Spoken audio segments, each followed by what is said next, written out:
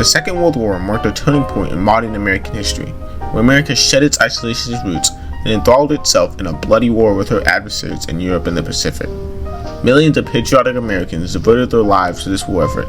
Among these patriotic citizens were African Americans.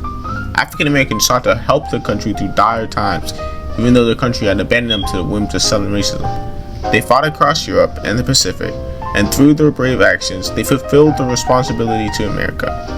Many African Americans lost their lives fighting for this country, yet still, they received less respect and recognition than German prisoners of war. Whether they fought in combat to fulfill their responsibility to protect the nation or work to support the soldiers on the front lines, African Americans would never be afforded the rights promised to them by Jim Crow America. Get to Sugar Hill way up in Harlem. Even before the first American troops set foot in Europe and the Pacific, African Americans faced discrimination.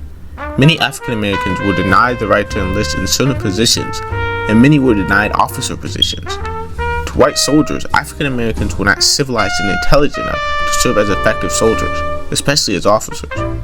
Many enlisted African Americans were limited to non-combat roles such as laborers, cooks, drivers, and stewards. African Americans were also segregated from their white counterparts, even though these brave men and women devoted their lives to the war effort. They were denied their fundamental rights, even while they tirelessly attempted to fulfill the responsibility to defend America. Despite their treatment in the military and poor expectations from white soldiers, some African American military units performed exceptionally well in World War II.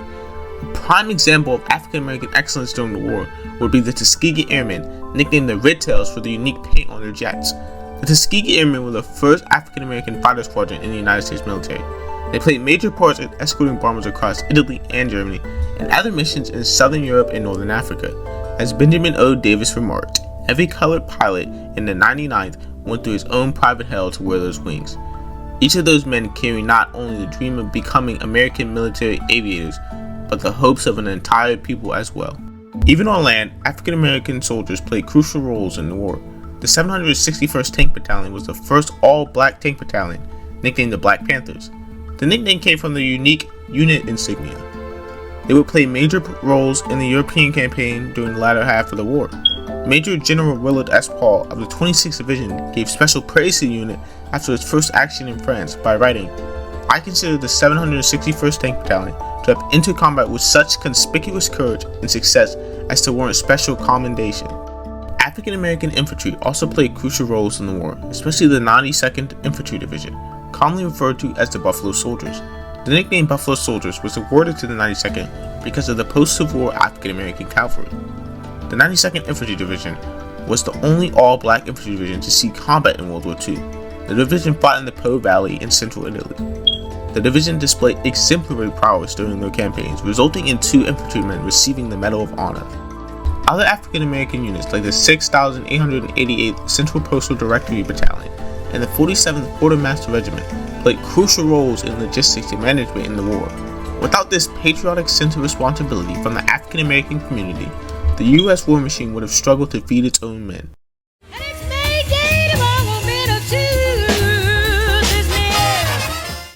African American veterans returned home with the expectation that they would be praised as American soldiers and finally gain the rights they deserved for their heroic service.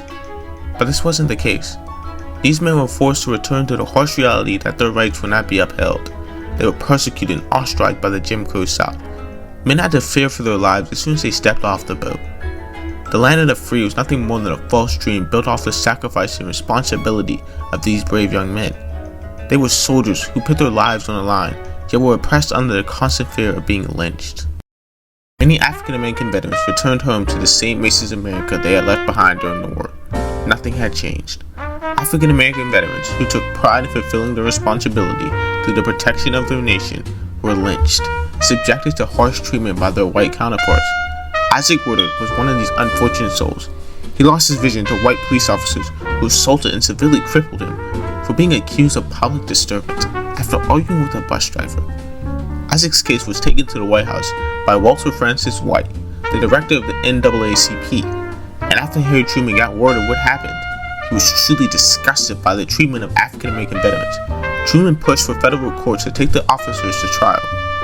Many white Americans, especially those in the Jim Crow South, were not happy with Harry Truman's decision and protested against the prosecution of white police officers. Southern whites viewed Harry Truman's decision to push for a trial against a policeman who assaulted Isaac as an unconstitutional intrusion of federal power on local matters. The police were not the only group African American veterans had to fear whilst returning home. Radical groups like the Ku Klux Klan set their eyes on terrorizing African Americans, both veterans and civilians, and forced a social hierarchy built on the fear and oppression of African Americans. The first Negro to vote will never vote again was a note found on many African American homes in Taylor County, Georgia during 1946. The KKK's terror was not just done through fear, but also action. On July 17, 1946, African American veteran Marco Snipes was shot by 4 KKK gunmen in Taylor County for voting in the Democratic primary. He was the only black man to participate in the election, and he was shot for it. While in the hospital, doctors refused to treat him because they didn't have no black blood.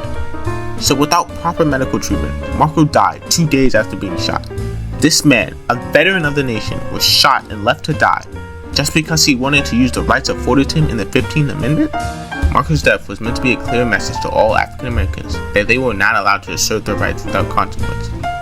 A mere week after the killing of Snipes, on July 25, 1946, 2 African American couples were lynched and killed by a Southern mob.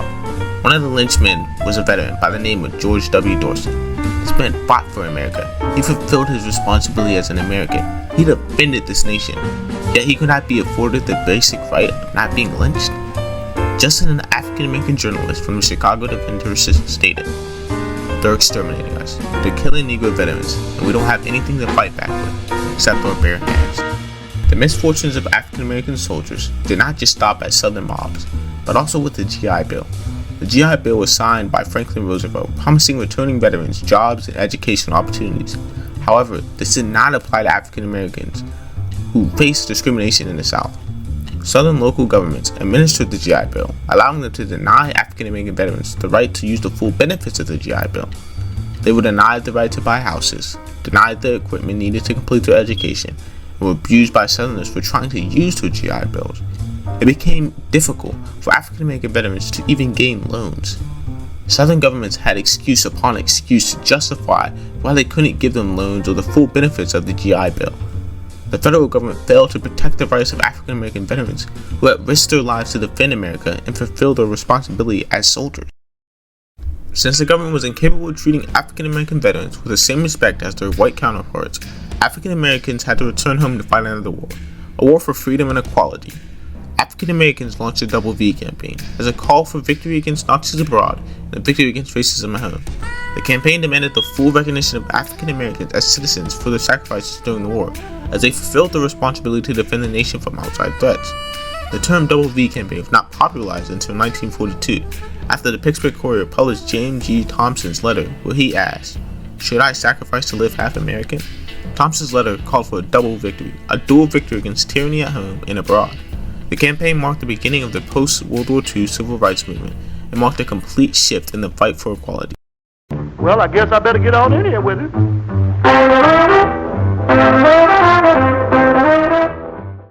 The sacrifices of African American soldiers throughout the war marked a turning point in the civil rights movement. The war demonstrated to African Americans that defending their nation meant nothing to the Jim Crow South, which feared seeing a Negro with a rifle. African American veterans were abused, lynched, and assaulted for simply fighting for their country.